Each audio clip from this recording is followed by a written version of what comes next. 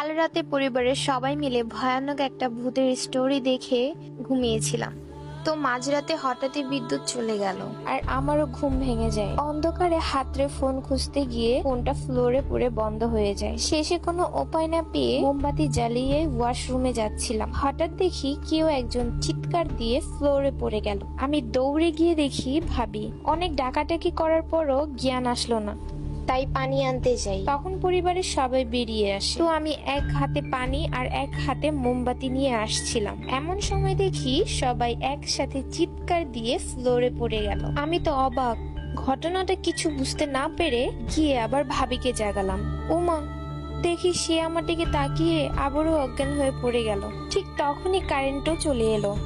তার কিছুক্ষণ পর আম্মুর জ্ঞান ফিরালাম।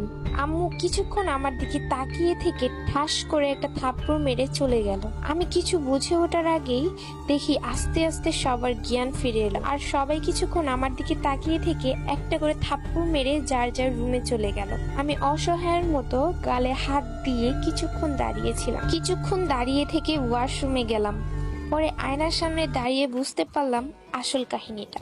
একটা সাদা টি শার্ট আর সাদা সেলোয়ার পরে চুলগুলো ছেড়ে অন্ধকারে হাতে মোমবাতি নিয়ে ঘুরলে যা হয় আর কি।